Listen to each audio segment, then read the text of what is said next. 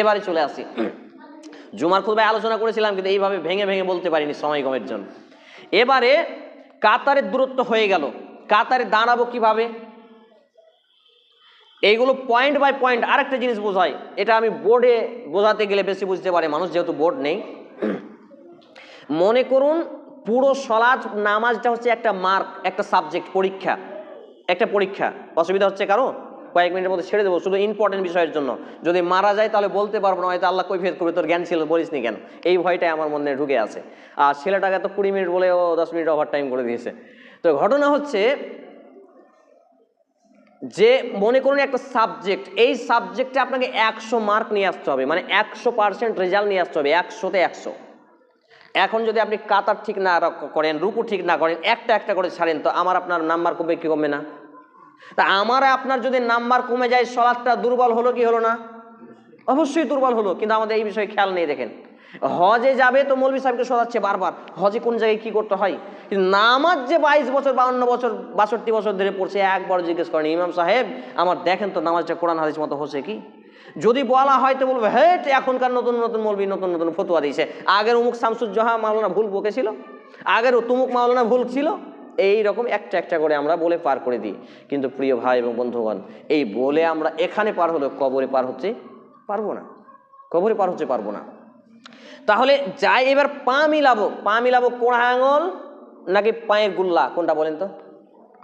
পা মিলানোর কথা এসছে সহিহ বুখারী হাদিস নাম্বার 725। তো পা মিলাবো আমরা কোন আঙুল নাকি গুল্লা? পা মানে তো পুরোটাই পা নাকি? তো পা মানে পুরোটাই যদি আপনি মিলান তাহলে শুরু থেকে শেষ পর্যন্ত, আরে বড় বড় সাইকেল আদি শুধু কোন আঙুল মিলিয়ে এরকম হয়ে আছে। তাই হচ্ছে লা হাওলা ওয়ালা কুওয়াতা ইল্লা বিল্লাহ, এরাই জাতির বক্তা। আমি নাম বলছি না, কয়েকটা বক্তা, এই যে আপনাদের ব্যাংডুবি মাদ্রাসার উন্নতিকল্পে ঈদগাহতে জালসা হলো, একবারে ভুঁটি মুটিকে আপনার ওই পেটুকের মতো করে রেখেছে, ওই কুমড়া হয় না কুমড়া, মানে আল্লাহ তাআলা ক্ষমা করুন বলতেও খারাপ লাগছে, এগুলো কুমড়ার মতো করে রেখেছে, আর এইরকম করে ফুলছে, আর বিড়ির ঘরে বসতে দিয়েছে বুঝলেন, মানে একবারে গোডাউনে, আর গন্ধতে থাকা যায় না। তা আমি বললাম কোন মুসিবতে পড়লাম, এবার আমাকে বলছে হাবিবুল্লাহ সাহেব খেয়ে নেন। তা আমি বলছি খাবো তো ঠিক আছে, তো টাকাটা কোথাকার? তো বলছে টাকাটা কিন্তু হালাল হারাম বেছে করা হয়নি। কি করবো বলেন তো? এবার ও আমাকে দেখছে, মানে পারে না যে কিছু বলে। আমি বলছি ওই ভাড়াটিয়া মৌলবীদেরকে দিবেন খাওয়াবেন, কিন্তু আমি হাবিবুল্লাহ বেছে বেছে খাবার খাই। তারপর চুপ, আমি নাম প্রকাশ করলাম না, হয়তো এবার আসবে। আলু নিয়ে গেল তো আলু নিয়ে গাজাল শুরু করে দিল, রসুন নিয়ে গেল তো রসুন নিয়ে গাজাল শুরু করে দিল। কি রকম ভণ্ডামি বলেন, কোরআন হাদিস একদিকে পড়ে থাকলো, লা হাওলা ওয়ালা কুওয়াতা ইল্লা বিল্লাহ। যার কি শিখলো? এবারে পায়ে পা তার মিলানো, ওই বক্তাদের মিলানো দেখলাম আমি সলাতে দাঁড়িয়ে।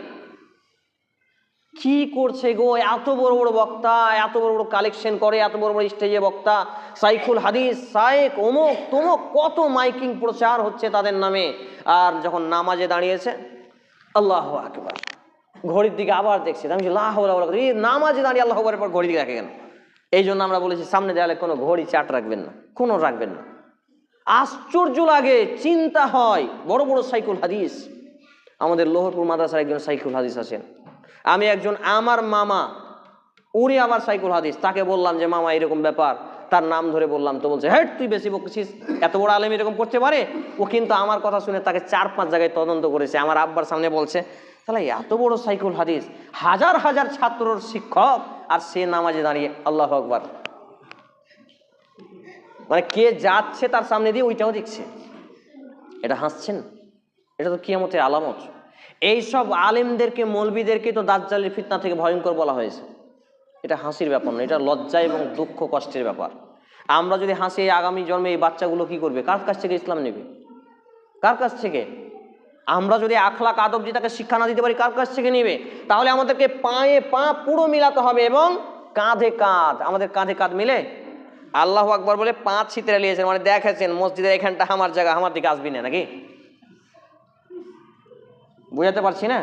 সরকারি এই আপনার জয়কৃষ্ণপুরের ঘোষপাড়ার দিকে একটা ক্যানেল, ফিডার ক্যানেল পার হয়েছে দেখবেন, তো এইটা দখলের একবারই হলো, মানে যার সামনে আছে সে দখল করবে। তো অনেকেই যে কিছু না পেয়ে, ইট পেন্ট না পেয়ে এরকম করে 5 ছিদ্রে দিয়েছে, মানে এখান থেকে আমার জায়গা। তো আমরা কিছু মুসল্লিরা, বেশিরভাগই, কিছু বলা ভুল হবে, এরকম করে জায়গা নিচ্ছি, এখান থেকে আমার, মানে এইদিকে আসবে না, মানে পাটায় এত দূরে, ঘাড় তো দূরে থাক, এখান দিয়ে একটা বকরির বাচ্চা পার হয়ে যাবে। অথচ আল্লাহ নবী মুহাম্মদ রাসূল সাল্লাল্লাহু আলাইহি সাল্লাম বলছেন সুনানে আবু দাউদ গ্রন্থে কিতাবুস সালাত গ্রন্থের হাদিস, যে আমি শয়তানকে দেখতে পাই। আল্লাহ রাসূল সাল্লাল্লাহু আলাইহি সাল্লামকে একটি মুজিজা দেওয়া হয়েছিল, অলৌকিক। সেটা হচ্ছে কি, তিনি সামনে যা দেখতে পেতেন সালাতরত অবস্থায়, নামাজে তিনি পেছনেও তাই দেখতে পেতেন। সুবহানাল্লাহ। তা আমি দেখতে পাই শয়তানকে কালো ভেড়ার বাচ্চার মতো তোমাদের কাতারের ফাঁক সমূহে প্রবেশ করছে। বলেন শয়তান যদি আমার আপনার কাতারে ফাঁকে থাকে, আমার আপনার নামাজ কবুল হতে দিবে? এই জন্য নামাজে দাঁড়িয়েছি। জানুয়ারি মাস পড়লো, ব্যাটাকে অ্যাডমিশন করাতে হবে, ফি কত লাগবে, চলে গেল মন। বাড়িওয়ালিকে তরকারি কিনে দিয়ে আসছি কি আসিনি, আজকে তরকারিতে লবণ ঝাল হবে কি একটু কম হবে, কত রকম চিন্তা। এগুলো আমার আপনার নয়, শয়তান সবার মনে এগুলো নিয়ে আসে। কেন? দেখবেন পুরানা কথা কোনো দিন মনে পড়ে না, নামাজ এসছেন আপনাকে মনে করিয়ে দিয়েছে। ছোট্টবেলায় কাকে গালি দিয়েছেন ওই কথা মনে করিয়ে দিয়েছে। শয়তানের কাজই হচ্ছে তেলে বেগুন ছাড়া, ছন্মান 12 খান খেবের বেলা 1 খান।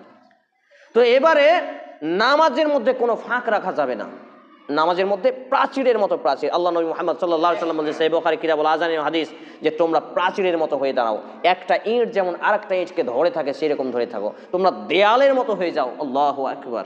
আর আমাদের মনে হচ্ছে যে কি শত্রুতা আছে, মানে ধাক্কা লাগলেই দিব এক ঘুষি। হ্যাঁ, মানে জি জি জি জি জি জি জি। তো এই যে অবস্থা আমাদের, এটা কিন্তু একটা লজ্জার ব্যাপার, ভয়ঙ্কর ব্যাপার। এখান থেকে আমাদেরকে ফিরে আসতে হবে, এটা একটা মাসালা।